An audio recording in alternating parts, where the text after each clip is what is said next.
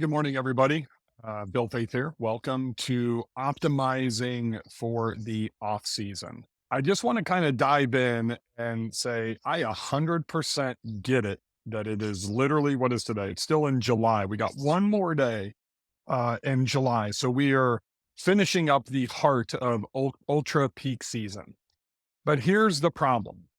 A lot of you don't know what your average lead time is for a booking. And there's a difference between your property's average lead time that you can get in Airbnb or Verbo and the market's average lead time. One of the things that, before I dive into the optimization, that's critical is contract to close. It's one of the most critical times for you to hit your first year performa, projections. And a lot of you miss it because you take way too long to get your property. Don't really prepare during contract to close. So I'll tell you, we're set to close on Friday. I think I'm probably gonna have to delay till Monday. There's one small hiccup that I'm gonna have to have an addendum signed for, and we'll find out with that. But we are about 75% of the way done sourcing, and we started ordering about 8 days ago.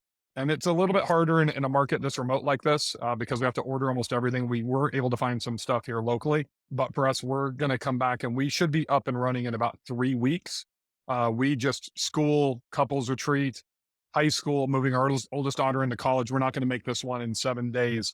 We could if we had it within our schedule, but that contract to close is critical. If you're not familiar with that, it's a huge module, a huge part of the inner circle to get everybody prepared into that. But today we're talking about optimizing for the off season. We need to be preparing right now for the fall, for Christmas. And one of the things that I'll tell you is your photos. So I'm going to use my Banner Elk property as an example, or I've got two there, but my biggest one, I have great photos of Christmas. We have a huge Christmas tree. Bria decorates in a very elegant way, not like going into a Christmas shop, or to put your kids on Santa's knee type of a way. But we've already transitioned into fall and we have some big events coming up. So when I'm using my marketing channels, usually starting at around the beginning of July, my ultra peak season. So for me in a summer market, that's Memorial Day through Labor Day, should be about 90% filled by the time I get to July 1st. Portfolio wide, I think I'm at like 95, 96%. I've got some bookings to fill out in August. And I've got, I think, one or two that I got to fill out for Labor Day. But I've already started making that transition to add the Christmas photos and this is really important, to leverage buy, sell, trade groups. If you're not familiar with my buy, sell, trade group strategy and you're a beginner or you're not great at marketing and you only have a couple of short-term rentals, I would highly recommend taking advantage of my Superhost library. I never talk about it a whole lot. It's Netflix for Superhost. And I've got the exact scripts that you can copy to take advantage of buy, sell, trade, how to do it. Question I get all the time about buy, sell, trade groups is, how do I get into my top 5 markets when I don't live there? Well, it's really simple. I changed mine from Brentwood, Tennessee to St. Louis, Missouri, Dallas, Texas, whatever. Then they let me join. Then I move on to another city. So I'm in Banner Elk. They have this thing called the Woolly Worm Festival that sells out every single year. So one of the reasons I need to know my average booking lead time tied into an event like that and the fall foliage events that are basically going to sell out every weekend from the second weekend of September all the way through the last weekend of October.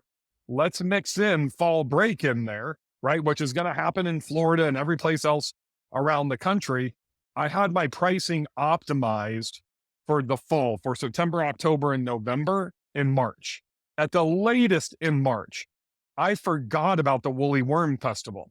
I went into Price Labs and I saw that it was about 15% higher than what my normal rate would be on additional weekends. I added 30% to that, 30% increase.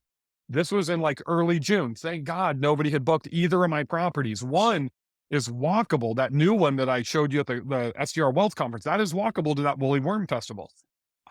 Honestly, I don't know what the heck they do. So preparing for that well in advance, as we're talking about in March, in June, is absolutely critical. So if you have done nothing, I just want to make an assumption that there's some of you that are here that really haven't done anything. Hey, Kathy, my property is in Oak Island, North Carolina. How to promote off season in a beach town during winter.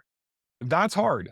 So one of the reasons, Kathy, and that's a great question, that I love being in Gulf Shores, Alabama versus being, in North Carolina, Hilton Head, even Dustin or any of those places, is because of the off-season compression events that happen. So when I'm underwriting my properties, regardless of markets, I'm looking at compression events. I'm looking and the things that get missed by most people, right? And so Gulf Shores is an example, and Orange Beach have two large outdoor sporting facilities. And I talked about this a little bit previously, to where I was actually there 2 Decembers ago for a college, I don't know, what are they called? Showcase soccer tournament with like 4,000 kids that were there for my oldest daughter who was still playing soccer at the time. That's a compression event that's viable. Cheerleading competitions. If you're in the Smokies, you should know and you should be tracking the cheerleading competitions that are coming in, the band competitions that are coming in. The same for you in Oak Island. What compression events do you have that are not major concerts? We're not talking about Bottle Rock in Napa. We're not talking about Super Bowls, that type of stuff. But there's a lot of these smaller deals. You think about if you come to the SDR Wealth Conference last year, there was 2,500 people that were at the SDR Wealth Conference. The majority of you stayed in hotels. I'm going to guess there's probably 300 or 400 Airbnbs that were utilized in that downtown area. Those 300 or 400 impact what's happening with pricing strategies in the market. So in Nashville, as an example, we have I think it's 24 million tourists a year that are coming into that market. I would be optimizing well in advance. So I've been here at this place and up in Banff, back and forth. I guess for 10 days, 11 days. The weekend before we arrived, we strategically did not want to come. We actually did want to come, but we didn't because it was a major festival that they have here. And that festival is under the big sky. They had, I think, 28,000 people. And this cabin is getting roughly around between $1,800 to $2,200 a night between Memorial Day to Labor Day. And I got $3,200 a night for a 4-night stay on Thursday, Friday, Saturday, and Sunday, right? So if I would have taken that, I would have lost about $13,000. We decided to wait and we let that happen. Price Labs had that price. I think it was around maybe $2,300, $2,400. I'm the one that added that. It was either $900 or $1,000 to that. And I only knew about that festival because I owned this last summer, and we were actually here when it happened last year. So finding those things become critical, understanding the true demand. So I mentioned booking lead time. There's two different things that you need to look at for booking lead time. Number one is going to be for your property. Number two is going to be for the market. I am way more interested in the market booking lead time because that's everybody that's booking, as opposed to the one person that booked on these dates, a year ago. So even if you are 3 weeks and the market is 100 days, I'm really focusing on that 100 days. So if anybody's ever been in retail and you typically re-merchandise a store about every 120 days, I want you to have that exact same mentality. We're going to go over a lot of this because this ties in revenue management, it ties in marketing, it ties in listing optimization to optimize everything. So we're talking about re-merchandising our properties. That's something that me and my wife do every 120 days. We move pillows around, we update photos, we do all kinds of stuff, and we make sure that the properties are fresh. Now, I'm not saying that we're going to go in and take our own iPhone photos and replace Andrew Keller photos with those by any means, but we can take photos, we can shoot short-term videos, we can use that in social, in our Facebook ads, in our buy-sell trade group marketing that we're doing, into our email funnels and the 200-day direct booking funnel and Market My STR. All of those things factor into the optimization, but it all starts with you knowing what the seasonality is. You hear me talking about seasonality. Kenny's got an ad or a reel out at STR Insights about seasonality right now. Emil Sakal, Jake Cohen, the revenue managers talk about seasonality. We've got to know the seasonality. So I'm just going to kind of go through a really quick hit list. I want to take your questions, ask questions, and I'm going to kind of dive a little bit deeper. But here's the deal. Number one, you need to transition your photos. You should be at least 85, 90% booked up to Labor Day. Labor Day is the official start of fall. Get your fall foliage photos up.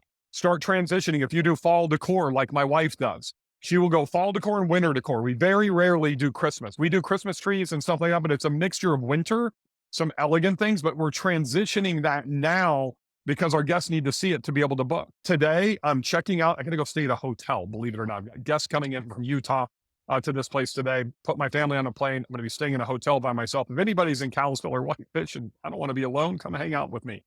tonight. I'll probably end up at Paces tonight, but here's the deal.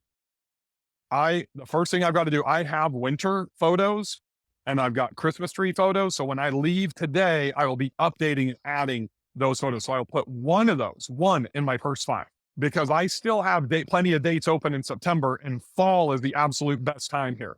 So I'm really doubling down on like fly fishing, horseback riding, all of those things that are all around me and everything we can do outside, right? My wife and I just did a photo shoot yesterday. We're literally, fly fishing in the water. I've got my cornhole boards right here. I've got the sauna all ready to go. The geodome that's right over there. So I'm focusing on the outside, right? So there's the geodome. I'm just broadcasting from my phone here. I've got my cornhole boards. And by the way, I used to get the ones that were, just so you guys know, kind of back up here, that used to have the logos and everything on them. I've transitioned to these. I don't know if you can hear that. These things are plastic and they last forever.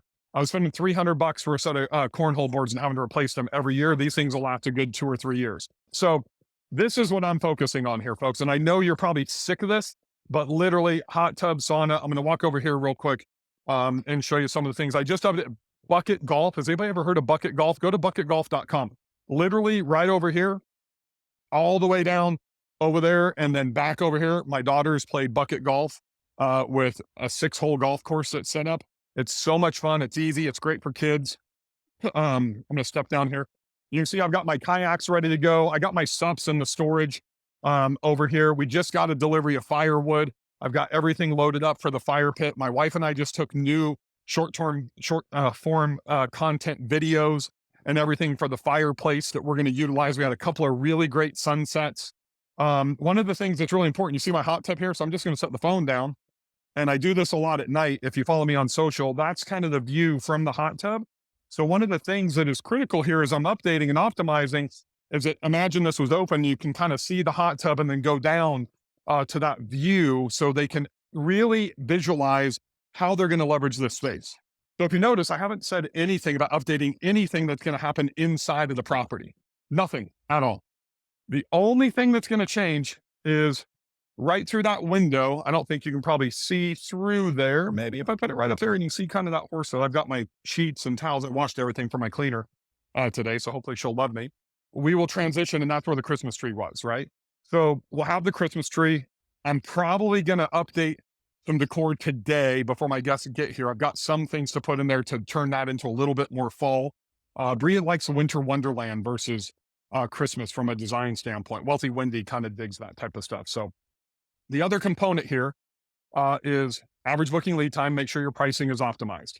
So one of the things that I think is absolutely critical that a lot of you miss, especially as we're transitioning out of super high rates, most kids, especially in the South, are going back to school literally next week.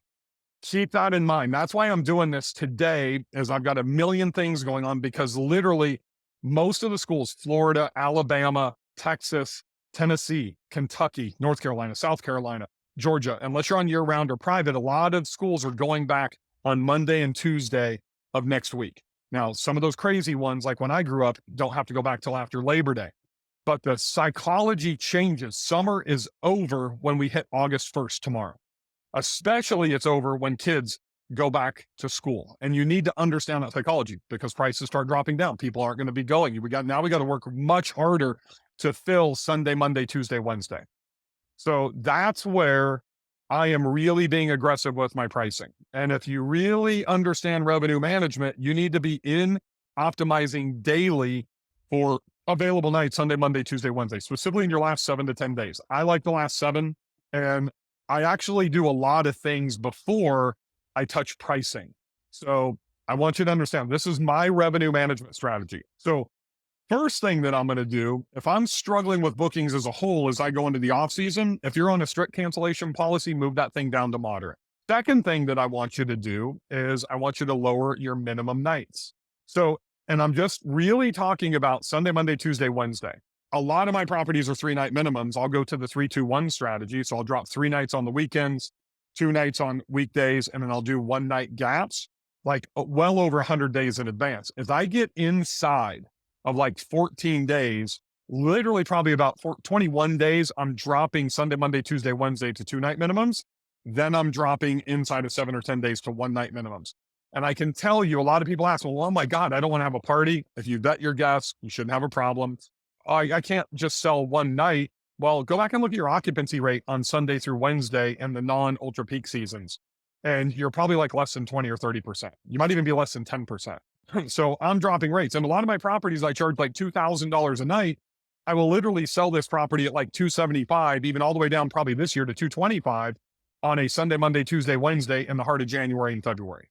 Let that sink in for a second. We're talking 10% of what I can get at ultra peak. But if I can do that for six bookings, Lori, everything that I broadcast live in the Facebook group will always be live, will always be available in the Facebook group. Just type in my name or the title of this and you can come back and you can watch it anytime. So you think about that for a second, right? If I can get 250, I'm not even going to go with 299, 250 for 3 nights at $750. If I can do that 5 times, that's $3,600, right? So if you're generating $100,000 in gross revenue and you're making 25,000 or 30,000 net on your property, let's just say 20,000 net, and you can add another $3,600 in cash flow. That is a huge number. That is more than 10%. You're talking like 13, 14%. But those gap nights and filling those are critical. So that's why I am really diving in and focusing on my revenue management. And when we had our April Inner Circle meeting, Emil Sakal from Pricing by Mira came in and literally sat down and was teaching everybody. And he was talking about the one night minimums. And I was apprehensive. This is only in April, the first week of April of this year. And I immediately that night went back to my house when we got done and switched 4 properties to one night minimums. This was on a Saturday. So I took the properties I had available in April, the following Sunday, Monday, Tuesday, Wednesday, and I switched them to one night minimums. I went back in the next morning. I got 3 bookings for a total of $7,800, almost $8,000. Not one of them was a one night minimum. So I've been doing that strategy since April at the advice of Emil Sakal. He's, I believe, one of the top 5 revenue managers in the industry. He's one of my inner circle. He's my inner circle revenue management coach, and he's an OG and original gangster for those young kids out there, and my mastermind. And I have probably generated, I don't know the exact number, I haven't looked at it for a while, but close to, I think it's well over $40,000 in those last day bookings that are coming within 3 or 4 days. And a lot of it's a one night minimum because I haven't even really talked about that pricing component. So I go cancellation policy first, then I go minimum night stay second, then I start getting into the pricing. So I never do pricing first, right? That's how I'm optimizing. I always want to leave optimization last. So I'm starting with updating my listing at least 120 days in advance. So I do have skiing stuff out. I do have winter stuff in the listing now. That wasn't there in April and May and early June. I have the Woolly Worm Festival in Banner Elk. I'm actually right now doing buy, sell, trade groups and Facebook ads for soccer tournaments and stuff like that, and to targeting churches. So like that new Smith Lake property that you've probably seen that sleeps 38, my biggest property that I've ever done. I am running Facebook ads into Birmingham, Alabama. I'm running Facebook ads into the entire state of Mississippi and also in Nashville, just targeting youth minister Mike and, Pastor Paul. And I'm targeting these churches, right? I live in the South. There's a bunch of churches there. So I'm looking for these church and youth groups. And we've already booked like 6 of them. And I doubt they're going to find me just going to Airbnb and Vrbo. Out of those 6, 2 have been direct bookings that have come in. But remember, part of the marketing strategy is to make sure that you include all 3 links. Never just force somebody to go to your direct booking site when they're cold traffic. That means that you have no relationship with them. So I want you to do that, whether it's buy, sell, trade group, email marketing, organic social, Instagram, Facebook, TikTok, or ads. Make sure you include Airbnb, Vrbo, and then your direct booking link. All 3 of them. Give them an option, right? It's kind of like, we got 92 people that are watching this right now. If I say, hey, Jade, I need you guys to jump over to my YouTube channel, build SDR Wealth on YouTube, and I'm going to stop this and restart there, I will lose 90% of you. You're not going to continue. Even if it's extremely valuable, you're comfortable here. So you're not going to go over to the YouTube channel. It's the exact same thing as you're optimizing. So update the listing first, 120 days out. Then I want you to go in and make sure that you know what your compression events are.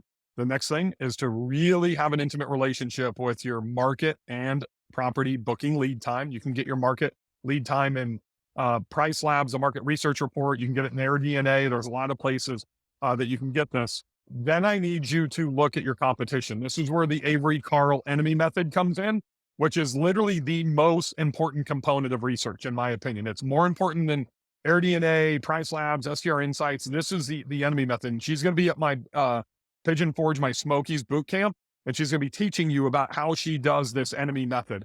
And I love it. I've used it. I give her the branding on it 100%. So, but now I'm going in and I track at least 8 competitors.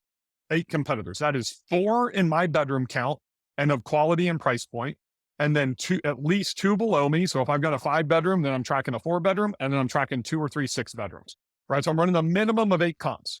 Now that I'm going to use the booking lead time and I'm going to run those comps, and I'm also going to use the average booking lead time, and I'm going to look at the pacing feature in my Price Labs market report. Because if I'm 100 days out and I see that the average property that's available is $500 and I'm $500 a night, and that 57% of the market's booked $425 a night, and I want to go ahead and get it booked, then I've got to lower my pricing to be in line with that $425, unless I have something super competitive to be able to lay my hat on. The next component is those compression events. I'm going to use Banner Elk as an example again, because I just don't talk about that a whole lot. If anybody is a golfer, you've probably heard of Diamond Creek Country Club. It's a top 100. It's usually in the top 30, and it's very exclusive, very expensive. I've never played there, but it's about 3.5 miles from my large Banner Elk property, my Elk Lodge. And I had a group of guys that stayed there 3 Septembers ago. So this is coming up in just over a month. And they told me that they were coming to play at the Diamond Creek member guest. And I didn't know that it was going on. And that's a weekend, so it was already a prime rate. It was probably around the $2,000 mark. That's a pretty large property. I don't remember exactly what it was. So I bookmarked that. And then about 6 months in advance, I called Diamond Creek and I asked them, because they don't publish this stuff publicly, hey, what are the dates of your member guests this year? And they wouldn't tell me. And I said, well, I'm a potential sponsor. I bullshitted them, sales guy a little bit. And I said, I'm interested in sponsoring and, or doing whatever for your gift bag to the players, just because I know how that stuff works. And they're, oh yeah, it's coming up in September 21st, 22nd, whatever it is. So what do you think I did? I went in and I raised the pricing. And those guys came back to try to book, and it went from 2,000 to like 3,000. And they're like, hey, can we get the same rate we got last year? I'm like, unfortunately, I can't. We made some improvements, blah, blah, blah, and blah, inflation. And they booked at the 3,000. And they're like, can we book again direct? They called me while they were there, said, we want to book next year before we check out. And I said, I'll give you the same price for next year, but book direct. So now I made the extra Airbnb fees as well. So knowing those small compression events, it doesn't have to be 4,000 person soccer tournaments. It doesn't have to be Taylor Swift, coming to your place. You can make a lot of money off of those small compression events. These are the things that really need to happen, but everything revolves around that average booking lead time for both your property and the market. Please don't just focus on one. You need to know both. Then you need the enemy method, and you need to be tracking those 8 competitors. Use the pacing feature inside of Price Labs to really see what your competitors are. Look, I have a lot of super properties. And just to clarify, remember, super properties are not the biggest, most badass, expensive design, and they don't have to be mega properties. Sure, I've got a property that sleeps 38, but we have a 2-bedroom condo that sleeps 6. And that's crushing a super property. A super property is maxing out your return on investment, literally getting higher returns, higher profits than anybody in the market. That's what building a super property is all about. It's not about the biggest and overspending. Me and my wife are so diligent, right? I think one of the huge components of my inner circle program is her, to be honest with you, because she is a wizard with sourcing product, managing a budget on the design, and going to the edge, right? So one of the huge components about deciding how much you're going to invest into short-term rentals, if you're going to 1031 or cost save. I was just on the phone for 90 minutes with my CPA, John Mays, this morning, trying to decide. If you saw my Instagram, I signed docs yesterday to sell a $1.7 million beachfront property. And in about 2 or 3 days, I'm closing on a $3 million property here. So one of the things that we have to understand is how much leverage do we want? How much, what's that end? Where does the cliff stop? Right. And that's in investing your cash. That's in how many properties you want. That's in the returns. And most importantly, that's in your design and furnishing budget. right? That is absolutely critical. Where you spend your money and how you spend your money. Man, there's nobody better that does that than her, because she does it for us every single day and her clients. She turns a $100,000 budget typically into about 130 to 135,000. And if you want to build super properties, that's what you have to do. So I'll give you another really quick example. Let me just walk over here and show this to you real quick. This is the only 15-foot geodome in all of Kalispell, Whitefish, Montana. Nobody has one of these. So because nobody has one of these, and this allows me to extend the season to where it was raining last night, sit in there, do whatever, couldn't really look at the stars. If it wouldn't have been raining last night, we probably would have had Aurora here last night. So think about it. If somebody's staying here in the winter, and it's even not in the winter, it's going to get down into the 30s in September when it's like 65, 70, just perfect weather outside. They're going to want to be in there with the telescope and the furniture and everything, as opposed to sitting out here on the deck. It's going to be too cold for them. They might want to be at the fire pit, whatever that is. So I'm extending the season. And a lot of you are very transactional. You're thinking about, okay, you just spent $15,000 building a deck and putting in a geodome. How much does that raise your ADR? Zero. But what it does is optimizes me to extend my season, just like a hot tub does, right? Just many times like what heated pools do versus non-heated pools. It's one thing that I just can't stand about the OBX and the two properties that we have there. We have two pools and there's freaking electric heaters as opposed to having gas, and I can't have that thing 85 degrees during the winter. And that's all I want to do is figure out a way to get gas run to these properties so I can have that fucking pool at 85 degrees when nobody else has that. Nobody. Right. And if I have the only two there, I literally can probably add another $100,000 in revenue, over the 5-month period that these stupid pools are closed. It's asinine. I mean, I crush my pools in Gulf Shores because I buy the biggest, best, badass heaters, and I can keep that pool at 90 to 95 degrees when all these electric pools, even when it's 40 degrees and breezy, are struggling to stay at 75 to 80. And then here's the big point that I want you guys to understand is I'm writing that in my listing, right? That's the thing that becomes real. Don't just say we have a heated pool. Tell them that you keep that sumbitch at 90 degrees. Hi, Renee. How are you? I'll see you in a minute. That's my lovely cleaner, best cleaner I have in the entire freaking country, Renee, here in Montana. So you got to let them know in the listing, right? It doesn't do enough just to put heated pool. That's where the copy becomes really, really critical. That's some of the stuff that I'm going to drop for you at these boot camps. And here's the sales pitch, folks, for today.